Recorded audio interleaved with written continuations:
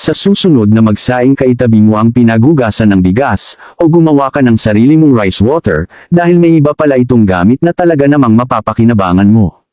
Ang tubig na natitira pagkatapos mong magluto ng kanin, ay matagal nang naisip na magsusulong ng mas malakas at mas magandang buhok.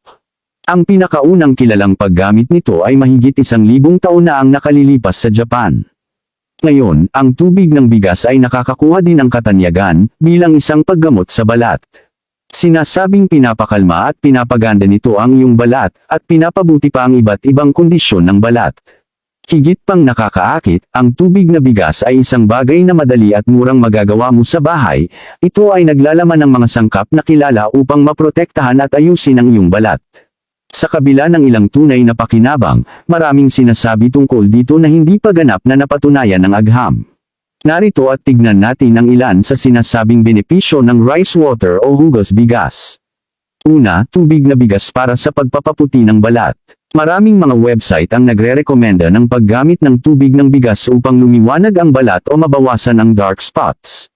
Sa katunayan, maraming komersyal na produkto, kabilang ang mga sabon, toner, at cream, ay naglalaman ng tubig na bigas. Ang ilang mga tao ay nanunumpa sa pamamagitan ng skin lightening power ng tubig bigas. Bagamat ang ilan sa mga kemikal sa loob nito ay kilala na nagpapalight ng pigment, walang ebidensya na umiiral kung gaano ito kabisa. Pangalawa, para sa mukha. Isang pag-aaral noong 2013 ay nagpakita na ang rice wine o fermented rice water ay maaaring makatulong na mapabuti ang pinsala sa balat mula sa araw. Pinapataas ng rice wine ang collagen sa balat na nagpapanatili sa iyong balat na malambot at nakakatulong na maiwasan ang wrinkles. Ang rice wine ay lumilitaw din na may mga likas na katangian ng sunscreen. Ang iba pang mga pag-aaral ay nagpapakita ng matibay na ebidensya para sa mga anti-aging na benepisyo ng fermented rice water dahil sa mga katangian nitong antioxidant. Pangatlo, para sa tuyong balat. Ang tubig ng bigas ay kilala na nakakatulong sa pangangati ng balat na dulot ng sodium lauryl sulfate, isang sangkap na matatagpuan sa maraming produkto ng personal na pangangalaga. Ang anecdotal na ebidensya ay nagpakita na ang paggamit ng tubig na bigas, 2 beses sa isang araw ay nakakatulong sa balat na natuyo at napinsala ng SLS. Pang-apat, para sa sirang buhok. Ang buhok na pinaputi ay matutulungan ng inositol, isang kemikal sa tubig ng bigas. Nakakatulong ito sa pag-aayos ng nasirang buhok mula sa loob palabas, kabilang ang mga split end. Para sa mga digestive upsets. Inirerekomenda ng ilang tao ang pag-inom ng tubig na bigas, kung nalason ka sa pagkain o sakit sa tiyan. Bagamat may matibay na katibayan na nakakatulong ang bigas sa pagtatae, madalas itong naglalaman ng mga bakas ng arsenic. Ang pag-inom ng maraming tubig na bigas, na may konsentrasyon ng arsenic ay maaaring humantong sa mga kanser, sakit sa vascular, hypertension, sakit sa puso, at type 2 diabetes. Para sa eczema, acne, pantal, at pamamaga. Sinasabi ng maraming tao na ang paglalagay ng tubig ng bigas ng topically ay makapagpapaginhawa sa balat, makapagpapawi ng mga mantsa, na dulot ng mga kondisyon ng balat tulad ng eczema, at makatutulong sa paggaling nito. Batay sa nalalaman natin tungkol sa mga katangian ng tubig ng bigas, may dahilan para isipin na totoo ang ilan sa mga sinasabing ito. Gayunpaman, kulang pa rin ang matibay na ebidensya. Para sa mga problema sa mata. Sinasabi ng ilan na ang pag-inom ng tubig ng bigas, o pagkain ng ilang uri ng bigas ay makakatulong sa pag-aayos ng mga problema sa mata, tulad ng macular degeneration, na kadalasang nakakaapekto sa mga matatandang tao at maaaring magresulta sa pagkabulag. Gayunpaman sa ngayon, ang claim na iyon ay hindi pa napatunayan. At bilang proteksyon sa pinsala sa araw, ang mga kemikal na nakapaloob sa bigas ay ipinakita upang makatulong na protektahan ang balat laban sa sinag ng araw. Isang 2016 na pag-aaral ay nagpakita na ito ay isang mabisang sunscreen kapag pinagsama sa iba pang mga extract ng halaman. At ngayon, paano gamitin ang tubig ng bigas sa mukha? Mayroong maraming iba't ibang paraan upang maghanda ng tubig na bigas. Lahat sila ay nangangailangan ng masusing pagbabanlaw ng bigas bago magtrabaho dito.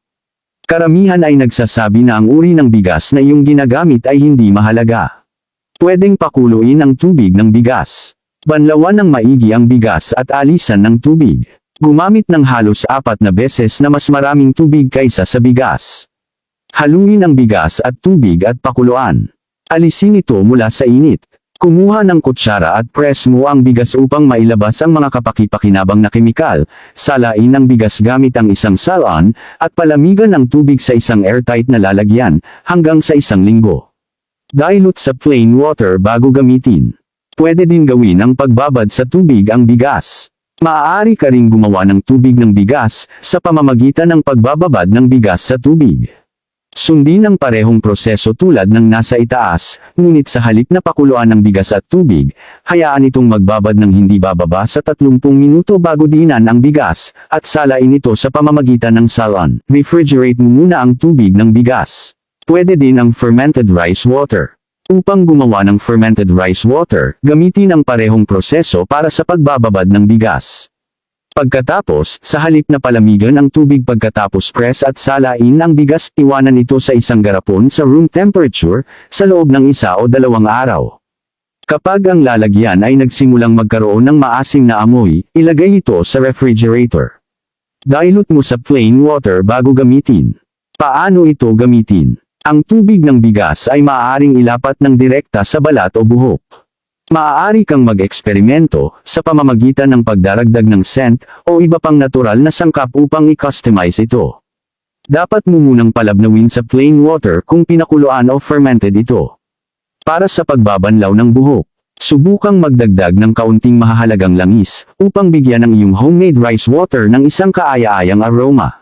Ilapat ang tubig ng bigas sa iyong buhok mula sa mga ugat, hanggang sa mga dulo at iwanan ng hindi bababa sa 10 minuto, tapos ay banlawan. Bilang panglinis ng mukha at toner, maglagay ng kaunting tubig ng bigas sa isang cotton ball, at dahan-daang pakinisin ang iyong mukha at leeg bilang isang toner. Upang linisin ito, imasahe ito sa iyong balat. Banlawan kung ninanais. Maaari ka ring gumawa ng face mask na may makapal na sheet ng tissue paper.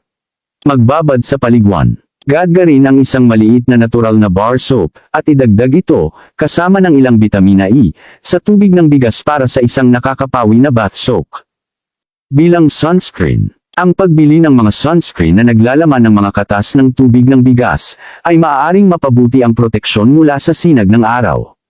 Mga sunscreen na naglalaman ng rice bran extract, kasama ng iba pang extract ng halaman, na proteksyon sa UVB. Takeaway. Ang tubig ng bigas ay sikat na sikat ngayon. Bagamat hindi lahat ng claim tungkol sa kung paano ito makakatulong sa iyong balat at buhok ay napatunayan, may ebidensya na nakakatulong ito sa ilang partikular na uri ng mga problema sa balat, tulad ng pagkasira ng araw at natural na pagtanda. Nag-aayos din ito ng nasirang buhok. Bagamat hindi inirerekomenda na uminom ka ng maraming tubig na bigas, dahil sa posibleng arsenic content nito, ang paglalapat nito sa iyong balat at buhok, ay maaaring magdulot ng mga positibong benepisyo. Makipag-usap muna sa isang dermatologist bago simulan ang anumang skin regimen.